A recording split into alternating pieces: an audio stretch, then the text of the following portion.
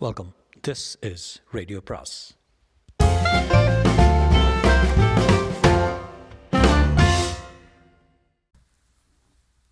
அனைவருக்கும் அன்பு வணக்கம். ஜாவர் சீதாராமனின் உடல் பொருள் ஆனந்தி அத்தியாயம் 20. திலீபன் அவள் வீட்டிலிருந்து வந்த பாட்டை பற்றி கேட்டதும் ஆனந்தியின் முகம் மாறியது. சிறிது நேரம் தயங்கிவிட்டு, நான் தான் பாடினேன், பிறகு படுத்துக்கொண்டேன், நான் படுத்துக்கொண்டதும் நீங்கள் கதவை தட்டினீங்க, நான் கதவை திறப்பதற்குள்ளே நீங்கள் ஓடிட்டீங்க என்று ஆனந்தி சொன்னதெல்லாம் ஓரளவு பொருத்தமாகவே இருந்தன. ஒருவேளை மருண்டவன் கண்ணுக்கு இருண்டதெல்லாம் பயங்கரமாக தெரிவது போல இருக்குமா என்று நினைத்தேன். இருவரும் மெல்ல நடக்க ஆரம்பித்தோம். முதல் நாள் இரவு நான் உதகமண்டலத்துக்கு வந்தபோது அவள் வீட்டில் கேட்ட கீதம், அதைத் தொடர்ந்து அவள் அலறல், விசித்திர வீணையின் தந்தி இன்றிரவு என் அறையில் தோன்றியது. இவை பற்றியெல்லாம் அவளை கேட்போமா என்று நினைத்தேன். எனக்கே அது எது மாயை எது உண்மை தோற்றம் என்று புரியாத நிலையில் நான் இருந்தவையால் அவளும் ராமநாதன் நினைத்தது போல என்னை பைத்தியம் என்று நினைத்து விட்டால் என்ன செய்வது என்று வெட்கம் என்னை பற்றி கொள்ளவே நான் அவளிடம் ஒன்றும் சொல்லாமல் பேசாமலே நடந்தேன். மல்லிகை தோட்டம் வந்ததும் ஆனந்தி என்னை வீட்டிற்குள் வந்துவிட்டு போகும்படி அழைத்தாள். எனக்கு அந்த பூட்டை பார்க்க வேண்டும் என்ற ஆசை எழுந்தது. ஆனந்தி சொன்னபடி தாழ்பால் கொக்கியில் அந்த பூட்டு தொங்கியபடி இருந்தால் உண்மையிலேயே நான் என் கற்பனா சக்தியின் விளைவால் பிரமை தோற்றங்களை உண்டு பண்ணிக்கொள்கிறேன் என்று நினைக்கலாம். நான் முன்வாசல் கதவை நெருங்கியதும் கவனித்தேன். நான் பார்த்த அதே பூட்டு கொக்கியில் தொங்கியது. கதவு திறந்திருந்தது. அப்பாடி என்று பெருமூச்சு விட்டேன். நானாகவே அர்த்தமில்லாமல் ஏதேதோ கற்பனை செய்து கொண்டு பயப்படுகிறேன் என்ற முடிவுக்கு வந்தேன். உள்ளே நுழைந்ததும் எனக்கு அந்த விசித்திர வீணையை பார்க்க வேண்டும் என்று தோன்றியது. அதன் கம்பிகள் ஆறாமல் அப்படியே இருந்தால் என் அறையில் நடந்தது அவ்வளவு கனவு என்று நினைக்கலாம் அல்லவா? ஆனந்தி, தயவுசெய்து அந்த அறைக்குள்ளே போகலாமா என்று கேட்டேன். ஆனந்தி என்னை கலவரத்தோடு பார்த்து, எதற்கு என்று கேட்டாள். சும்மா தான் என்று மழுப்பினேன். சிறிது யோசித்துவிட்டு ஆனந்தி என்னை அந்த அறைக்குள் அழைத்துச் சென்றாள். அந்த வீணை அதே இடத்தில் இருந்தது. அதன் தந்திகளை கவனித்தேன். ஒன்று கூட அருந்து போகாமல் அப்படியே இருந்தன. என் மனத்தில் அமைதி ஏற்பட்டது. ஆனந்தி என்னையே கவனித்தபடி இருந்தாள். ஏன் அந்த வீணையை அப்படி கவனிக்கீங்க என்றாள். அமைப்பு ஒரு மாதிரி இருக்கிறது என்றேன். ஆனந்தியின் கண்கள் என்னை வெற்றி புன்னகையோடு பார்த்தன. அந்த வீணையை எடுத்து வாசிக்கவா என்று கேட்டாள். வேண்டாம் என்றேன் பதறியபடி. சரி, நான் வர்றேன் ஆனந்தி என்றேன். ஆனந்தி, எப்போது ஊருக்கு போக போகிறீங்க என்றாள். இன்னும் ஒரு வாரமாக தங்குவேன் என்று துணிந்து போய் கூறினேன். எனக்கு உள்ளூர அந்த இடத்தை விட்டு மறுநாளை சென்றுவிட வேண்டும். சீக்கிரமே போய் சீதாவின் முகத்தை பார்த்தால் தான் ஆறுதல் ஏற்படும் என்று தோன்றியது. ஆனால் எதற்காக ஆனந்தியிடம் போய் கூறினேன் என்று தெரியவில்லை. நான் அறையை விட்டு வெளியேறும் முன்பு அந்த வீணையில் ஒரு தந்தி அருந்திருப்பது தெரிந்தது. அதை உற்று பார்க்க நினைத்து அதை நோக்குவதற்குள் ஆனந்தி அந்த அறையின் கதவை மூடிவிட்டாள். அறையின் கதவை மூடிவிட்ட ஆனந்தி என் முகத்தை பதட்டத்துடன் பார்த்தாள். நான் பார்க்கக்கூடாத ஏதோ ஒன்றை பார்த்து விட்டதைப் போல அவள் முகம் கலவரமடைந்து காணப்பட்டது. நான் உள்ளே செல்லும்போது அறாத தந்திகளுடன் பூர்ணமாக இருந்த வீணை நான் அறையை விட்டு வெளியே ஏறுவதற்குள் எப்படி அறுக்கப்பட்டிருக்கும். ஆனந்தியோ என் அருகில் இருந்தால் அவள் அந்த வீணையை தொடக்கூட இல்லை. அந்த அறையில் வேறு யாரும் நுழையவும் இல்லை. வீணை தானாகவே தந்திகளை அறுத்து கொள்ள முடியுமா? ஒன்றுமே புரியவில்லை. என்ன சிந்தனையில் ஆழ்ந்திருக்கீங்க திலீபன் என்று கேட்டாள் ஆனந்தி.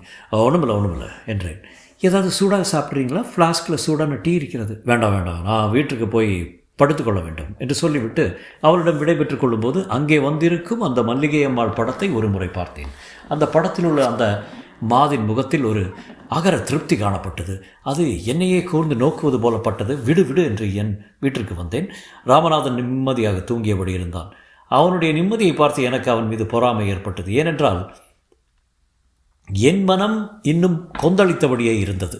ஆனந்தி அந்த விசித்திர வீணை, அந்த வீட்டில் மாட்டப்பட்டிருக்கும் மல்லிகை அம்மாள் படம் எல்லாவற்றுக்கும் ஏதோ ஒரு ஒற்றுமை இருக்க வேண்டும் என்று என் மனம் எனக்கு கூறியது. நான் வீணையை பார்க்கும்போது அதன் தந்திகள் அறாமலேயே இருந்தன.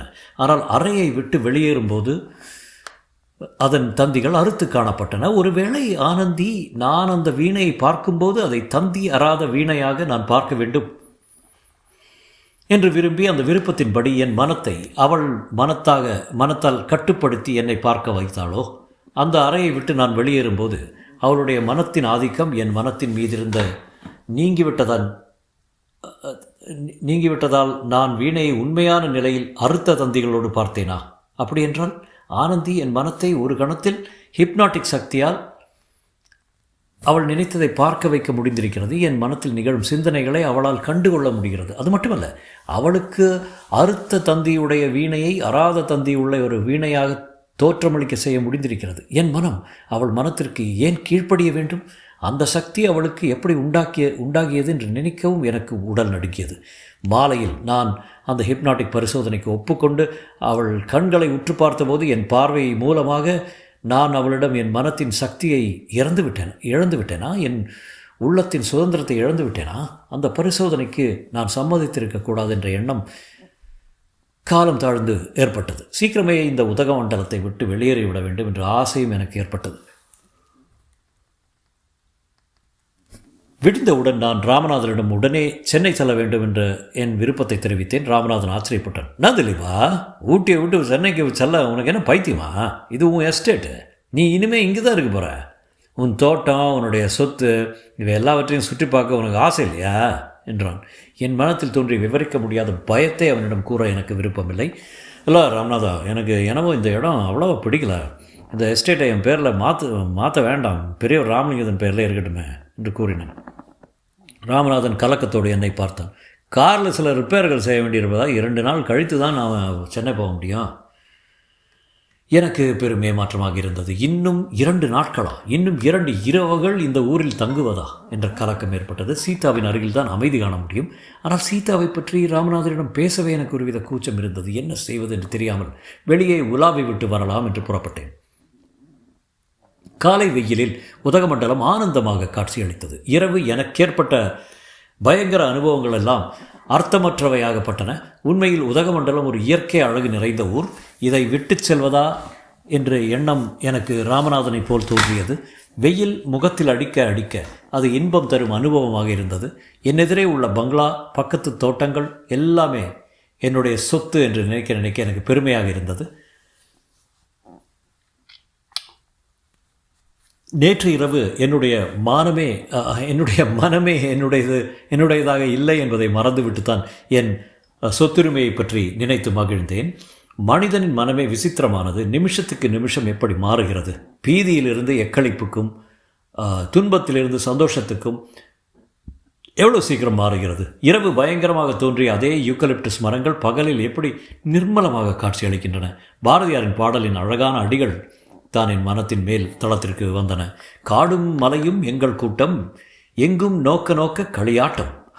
நோக்க களியாட்டமாகத்தான் தோன்றின எதிரே நின்ற மலைகளும் காடுகளும். ஆனால் அந்த காடுகளின் நடுவிலிருந்து எந்தவித களியாட்டமோ சந்தோஷமோ இருந்ததாக தெரியவில்லை. தள்ளு நடையுடன் குல்லாய் அணிந்தபடி மெல்ல மெல்ல நகர்வது எஸ்டேட் குமாஸ்தா சித்தையன்தான். உதகையிலே 30 வருஷத்துக்கு மேல் வாழ்ந்து மலையோடு ஒரு சிலையாக போனவர் அவர். அவருக்கு அவருடைய உடலும் வாழ்வுமே ஒரு பாரமாக தோன்றியது போலும். மகள் அவரை விட்டு ஒரு டிரைவருடன் ஓடி சேர்ந்ததிலிருந்து பாவம் அவருக்கு உலகமே கசந்து போனதில் ஆச்சரியம் என்ன? துக்கம், அதுவும் முதுமையில் துக்கம் தாங்க முடியுமா? வெறும் பழக்கத்தினால் யந்திரம் போல் வாழ்க்கை நடத்துகிறாரே அல்லாமல் இஷ்டத்தினால் அவர் வாழ்கிறார் என்று சொல்ல முடிவதில்லை. அவருடைய தள்ளு நடையை பார்க்கவே எனக்கு பரிதாபமாக இருந்தது. ஆனால் அவரை பார்த்து பரிதாபப்பட எனக்கு என்ன யோக்கியதை? மனிதன் தான் பெற்ற செல்வங்களுக்காக எவ்வளவோ பாடுபட்டு சம்பாதிக்கிறான். தன் துக்கத்தை இழக்கிறான், தன் தூக்கத்தை இழக்கிறான், தன் பண்பை இழக்கிறான், அமைதியை, இன்பத்தை, இளமையை பணயம் வைத்து பணம் சேர்க்கிறான். தன்னுடைய வாரிசுகள் சௌகரியத்துக்காக முதுமையில் அந்த செல்வங்களை அவனுக்கு எதிராக அவன் வாழ்விற்கு தண்டனையாக அமைகின்றன. அவன் உழைப்பெல்லாம் வீணாகி போனதாக நினைக்கிறான். வீட்டிற்கு உழைப்பவனைப் போல்தான் நாட்டிற்கு உழைப்பவன் நிலையும். 40 வருடங்கள் நாட்டிற்கு தியாகம் செய்தவனின் தியாகத்தை அரை நொடியில் மக்கள் மறந்து விடுகிறார்கள். புதிய தலைவர்களை நாடி செல்கின்றனர். புது லட்சியங்களை தேடிச் செல்கின்றனர். பழைய தலைவர்கள் மூலையில் வைத்து மறக்கப்படுகின்றனர். அரசனாயினும் சரி, ஆண்டியாயினும் சரி, தலைவனாயினும் சரி, தொண்டனாயினும் சரி, மனிதனுக்கு முதுமையில் மிஞ்சுவது எல்லாம் வெறும் நினைவுகள் தான், வெறும் ஞாபகங்கள் தான். பிறப்பு என்ற வாசலுக்கும் மரணம் என்ற கொல்லைப்புறத்திற்கும் இடையே இருப்பதெல்லாம் வெறும் ஞாபகங்களே. உலகமே ஒரு பிரம்மாண்டமான ஊர்வலம் தான். அந்த ஊர்வலம் ஒரு பலிபீடத்தை நோக்கி நகர்ந்து செல்கிறது. எல்லாம் ஒரு நாள் பலியாகப் போகிறது. அந்த பலிபீடத்தில் யாருக்காக, எதற்காக இந்த பலி தொடர்ந்து நடக்கிறது என்ற கேள்விக்கு விடையே கிடையாது. என் கடன் பணி செய்து கிடப்பதே என்ற அப்பர் சுவாமிகளின் வாக்கியத்தை பின்பற்றி வாழ்வை தவிர வேறு வழியே இல்லை. அத்தியாயம் 21. இவ்வாறு சிந்தித்துக் கொண்டிருக்கும் போதே சித்தையன் என்னை நெருங்கிவிட்டார். என்னை நெருங்கியதும் அவர் என்னை நிமிர்ந்து பார்த்தார். எதிர்கால முதலாளி என்ற நினைப்பிலே எனக்கு வணக்கம் செலுத்தினார். அந்த வணக்கத்தில் மாமூலான மரியாதை இருந்ததே அல்லாமல் உண்மையான மதிப்பில்லை. ராமலிங்கத்தின் மகன் சீதாவின் மனத்தை திடீரென்று தோன்றி கவர்ந்த காதலன் என்று சித்தையன் நினைக்கிறாரோ? காதல் காரணமாக தன் மகளை யாரோ முன்பின் தெரியாத லாரி டிரைவருக்கு இழந்தவர் ராமலிங்கத்தை தன் நிலையில் தான் வைத்து பார்ப்பார். சித்தையன் கண்களில் காதலே ஒரு மன்னிக்க முடியாத குற்றமாகவும் நானும் ஒரு குற்றவாளியாகவும் தோன்றுவதில் என்ன ஆச்சரியம்? உடனே அவரை வலுவில் நிறுத்தி சில வார்த்தைகள் பேசி அவருடைய நன்மதிப்பை பெற வேண்டும் என்று ஆவல் எனக்கு ஏற்பட்டது. ஐயா, நீங்கள் உங்கள் உடலை கவனித்து கொள்ள வேண்டும் என்று உபசார வார்த்தை சொன்னேன். அவர் அதற்கு எந்தவித பதிலும் சொல்லவில்லை. சோகமாக புன்னகை செய்தார். பக்கத்தில் இருந்த சிமெண்ட் பெஞ்சை காட்டி உட்காருங்க சித்தையா என்றேன். பரவாயில்ல என்று சொல்லி நின்று கொண்டே இருந்தார். முதலாளிக்கு முன்னால் உட்காருவது தவறு என்ற முறையை எனக்கு எடுத்து காட்டினார். அவரிடம் என்ன பேசுவது என்று தோன்றவில்லை. நானும் மௌனமாக இருந்தேன். அவரும் தலைகுனிந்தபடி மௌனமாக இருந்தார். திடீரென்று எனக்கு ஒரு எண்ணம் தோன்றியது. என்ன மிஸ்டர் சித்தையன், நீங்கள் 30 வருஷமாக இந்த எஸ்டேட்டில் வேலை செய்வார் அல்லவா? சித்தையன் ஆமாம் என்றார். இந்த மல்லிகை தோட்டத்தை பற்றி என்ன நினைக்கிறீங்க? சித்தையன் உடனே பதில் சொல்லவில்லை. என்னை உற்று பார்த்து விட்டு, எதுக்கு கேட்குறீங்க? அந்த வீட்டை வாங்க போகிறீங்களா என்று கேட்டார். அவர் கேள்வி கேட்ட விதத்தில் ஒரு பயம் துணித்தது. ஏன், நம்ம பங்களாவில் அருகில் இருக்கிறது வாங்கினேன்ன என்றேன். சித்தையன், வேண்டாதுமா, அந்த பங்களா ராசி இல்லை, அதில் வாழ்ந்தவங்க யாருமே சரியா இல்லைங்க, அது மட்டும் இல்லை என்று சொல்லிவிட்டு வாக்கியத்தை முடிக்காமலே விட்டார். நான் உடனே, எனங்க ஏதோ சொல்ல வந்தீங்க, பாதியில் நிறுத்திட்டீங்களே என்று கேட்டேன். சித்தையன் தனக்கு புரியாத பிடிக்காத விஷயத்தை பேச முற்படுவர் போல ஒரு வினாடி தயங்கினார். பிறகு சமாளித்து கொண்டு பின்வரும் விளக்கத்தை கொடுத்தார். அந்த வீட்டை கட்டின மல்லிகம்மா முடிவை பற்றி பலவிதமாக பேசுகிறாங்க சார். சில பேர் திருச்சியில் காவிரியில் விழுந்துட்டாங்கன்னு சொல்கிறாங்க. சில பேர் திருச்சியிலிருந்து திரும்பி வந்து இங்கே எங்கோ பாறையில் இருந்து விழுந்து விட்டதாக சொல்கிறாங்க. அந்த அம்மா இங்கே இருந்தப்போ யாருமே அந்த வீட்டுக்கு போக மாட்டாங்க. மலையாள மந்திரவாதி ஒருத்தன் கூடவே இருந்துகிட்டு இருந்திருக்கான். அப்புறம் பர்மாவிலிருந்து ஒரு ஆள் வந்திருக்கான். அவன் அந்த அம்மாவை தன் இஷ்டப்படி ஆட்டி வைக்கானுங்க. நான் அந்த மல்லிகம்மாளுக்கு புருஷன் இல்லைங்களா என்று கேட்டேன். புருஷன் கோயம்புத்தூரில் இருந்தார். இந்த அம்மா அவரை விட்டு சின்ன வயதிலே பிரிஞ்சு வந்துட்டாங்க. அந்த அம்மா சாகிறதுக்கு முந்தி யாரோ ஒரு ஃபோட்டோகிராஃபரான், அவர் மேலே அந்த அம்மா உயிரையே வச்சுருந்தாங்களாம். அவரோட தான் திருச்சிக்கு போனாங்களாம். ஆனால் அவர் அந்த அம்மாவை திருச்சி ஸ்டேஷனில் விட்டு போயிட்டாரான். ஃபோட்டோகிராஃபர் என்றதும் எனக்கு என் தந்தையின் ஞாபகம் வந்தது. ஆனால் என் தந்தையின் லீலா வினோதங்களை லீலா வினோதங்களில் ஊட்டி இடம் பெற்றதாக தெரியவில்லை. ஆகையால் சித்தையனை மேலே துருவி கேட்டேன். மளிகை தான் இறந்து போயிட்டாங்களே, இப்போ மேஜர் தானே இருக்கார், அவர் நல்லா தானே இருக்கார், அந்த வீட்டை வாங்குறதுல என்ன தப்பு? சித்தையன் சிறிது நேரம் திகைத்தார். பிறகு, மல்லிகைம்மா சத்தப்புறம் அந்த வீடு 3 வருஷம் பூட்டியே இருந்ததுங்க. ஆனால் கூலி ஆட்கள் பூட்டின வீட்டில் ராத்திரி விளக்கு எரிஞ்சதாக சொன்னாங்க. மேஜர் வந்தப்புறம் கூட வேலைக்காரங்க யாருமே அந்த வீட்டில் ராத்திரி வேலையில் தங்கறது இல்லைங்க. அந்த மேஜர் எப்படித்தான் தனியாக இருக்காரோ தெரியல என்றார். நான் உடனே, மேஜர் தனியாக இல்லையே, அவரோட மகள் இருக்கார என்றேன். உடனே சித்தையன், மகளா? நான் மகளை பார்த்தது இல்லைங்க, ஒருவேளை இப்போ சமீபத்தில் வந்தாங்களோ என்னவோ என்றார். அதற்கு மேல் நான் சித்தையனிடம் ஒன்றும் பேசவில்லை. நேர வீட்டிற்கு வந்தேன். சிந்தனையில் ஆழ்ந்தபடி சித்ரா பௌர்ணமி என்று காவிரிக்கரையில் தான் எனக்கு ஒரு புதிய அனுபவம் ஏற்பட்டது. அதற்கப்புறம் தொடர்ந்து எனக்கு இம்மாதிரி அனுபவங்கள் ஏற்பட்டு கொண்டே இருந்தன. எனக்குள்ளே 2 பகுதிகள் இருப்பதை உணர்ந்தேன். இரு பகுதி என்னையும் மீறி எங்கோ இருப்பதை உணர்ந்தேன். நானாகவே வாழ வேண்டுமானால் ஊட்டி, திருச்சி 2 ஊர்களை மறக்க வேண்டும் என்று தோன்றியது. ராமலிங்கம் சென்னையிலே வீடு பார்த்து விட்டார் என்பதிலே எனக்கு பெரிய நிம்மதி ஏற்பட்டது. ராமலிங்கத்தினிடமிருந்து வந்த தந்தியை காட்டினான். அதில் அவர் சீதாவோடும் என் தாயாரோடும் சென்னை வந்து சேர்ந்துவிட்ட விவரத்தை குறித்திருந்தார். அந்த தந்தியை பார்த்ததும் எனக்கு உடனே சென்னைக்கு போக வேண்டும் என்ற ஆவல் மறுபடியும் என் மனதில் தலை தூக்கியது.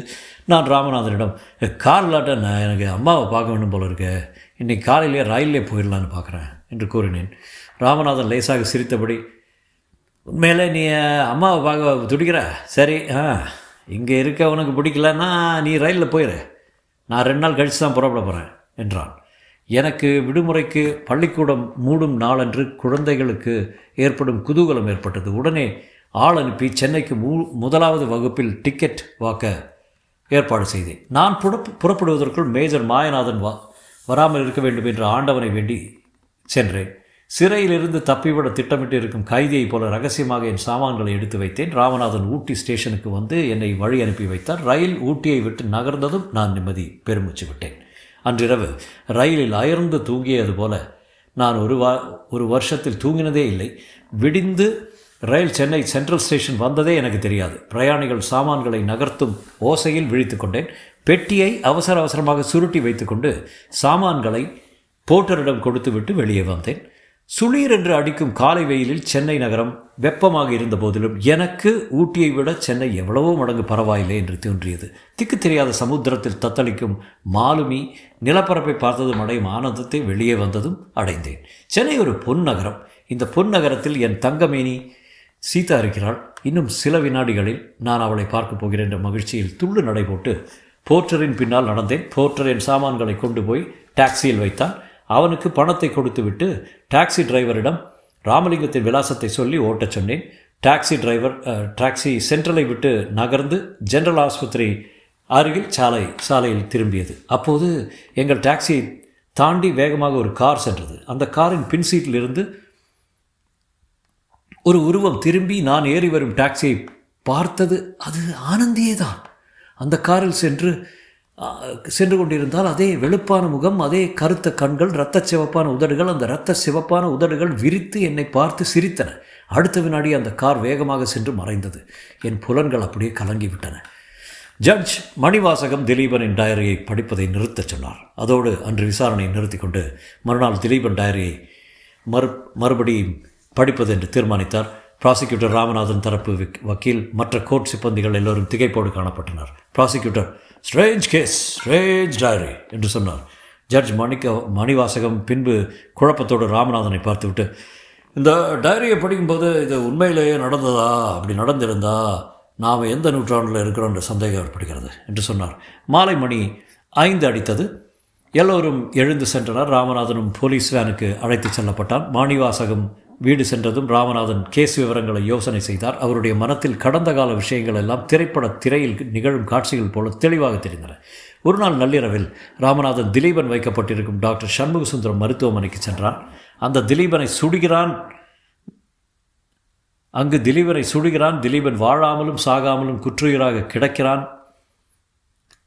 ராமநாதன் கோர்ட்டுக்கு அழைத்து வரப்படுகிறான். அவன் இரகசிய விசாரணையில் கொடுத்த வாக்குமூலப்படி ராமநாதன் தந்தை இறந்தது. அதன் பின்பு திலீபனும் அவன் தாயும் திருச்சியிலிருந்து ராமலிங்கம் வீட்டுக்கு வந்து ₹1,00,000 மேல் மதிப்புள்ள நகைகளை திருப்பித் தந்தது. ராமலிங்கம் மீனாட்சி அம்மாளையும் திலீபனையும் அந்த வீட்டிலேயே தங்கும்படி வேண்டிக் கொண்டது. திலீபனின் பலதரப்பட்ட திறமைகள் இருந்தும் அவன் ஒருவாறு ஒதுங்கியே வாழ்ந்து வந்தது. திலீபனின் அசாதாரண திறமைகள், அவனது புதை மனது ஆராய்ச்சி, ஹிப்னாட்டிசம் போன்ற விபரீத விஷயங்களில் உள்ள பற்று, இவைகளை பற்றி சிந்தித்து பார்த்தார். இதுவரையில் ஜட்ஜ் மணிவாசகத்திற்கு விஷயங்கள் எல்லாம் நம்பும்படியாகவே இருந்தன. ஆனால் அடுத்தபடியாக திலீபன் டைரியில் குறிக்கப்பட்டிருந்த விஷயங்களைத்தான் அவரால் கொஞ்சமும் நம்ப முடியவில்லை. சித்ரா பௌர்ணமி அன்று காவேரி கரையில் திலீபன் கண்ட காட்சி, திலீபன் அடிக்கடி தன் டைரியில் குறிப்பிடும் தோற்றங்கள், மல்லிகைப்பூ மனம், இவற்றையெல்லாம் சித்தம் குழம்பியவன் கிறுக்கி வைத்த பிதற்றல் என்று தள்ளுவதா அல்லது புரியாத ஒரு துறையில் ஆவி ஆராய்ச்சி செய்த ஒரு மனிதனுக்கு ஏற்பட்ட அனுபவங்கள் என்று கொள்வதா என்று ஜட்ஜுக்கு புரியவில்லை. உடனே தன்னுடைய புத்தக சாலையில் உள்ள ஆலிவர் லாட்ஜ் போன்ற அறிவாளிகள் மரணத்துக்கு பின் மனிதனின் நிலை பற்றி எழுதிய புத்தகங்களை எடுத்து படிக்க ஆரம்பித்தார். படித்து கொண்டே இருந்தவர் மணி 2 அடித்ததும் தான் இன்னும் தூங்கவில்லை என்பதை உணர்ந்தார். திடீரென்று அவருக்கு ஒரு எண்ணம் தோன்றியது. உடனடியாக இந்த கேஸில் உள்ள விஷயங்களில் நெருங்கிய சம்பந்தம் கொண்டவர் இருவர், அதாவது மேஜர் மாயநாதனும் ஆனந்தியும். அவர்கள் இருவரும் தான் திலீபன் டைரியில் குறிக்கப்பட்டிருக்கும் நம்ப முடியாத நிகழ்ச்சிகளின் மத்திய பாத்திரங்கள். அவர்களின் வாக்குமூலம் இல்லாமல் திலீபனின் டைரியை ஒரு சாட்சியாக கருதுவதே ஆபத்தாக முடியும் என்ற எண்ணம் ஜட்ஜ் மணிவாசகம் பிள்ளையின் மனத்தில் உதித்தது. ஜட்ஜ் மணிவாசகம் ராமநாதன் கேஸ் விஷயமாக நியமிக்கப்பட்டிருந்த ப்ராசிக்யூட்டருக்கு டெலிஃபோன் செய்தார். சற்று தாமதமான பின்புதான் ப்ராசிக்யூட்டர் டெலிஃபோனில் கிடைத்தார். ஜட்ஜ் சென்னையில் மேஜர் மாயநாதன் தங்கியிருக்கும் வீட்டை சோதனை இட்டீங்களா என்று கேட்டார். ராமநாதன் வீட்டில் டைரி கிடைத்த உடனே இன்ஸ்பெக்டர் சென்று சோதனை இட்டதாகவும் மேஜர் மாயாநாதனோ ஆனந்தியோ எங்கு தேடியும் கிடைக்கவில்லை என்றும் ப்ராசிக்யூட்டர் டெலிஃபோனில் பதிலளித்தார். ஜட்ஜ் மறுமுறை அந்த வீட்டை சோதனையிட்டு அதில் உள்ள ஒரு வீணையை கோர்ட்டுக்கு எடுத்து வரும்படி கட்டளையிட்டார். ப்ராசிக்யூட்டர் உத்தரவுப்படி செய்வதாக ஒப்புக்கொண்டதும் ஜட்ஜ் மணிவாசகம் படுக்கச் சென்றார். தொடரும்.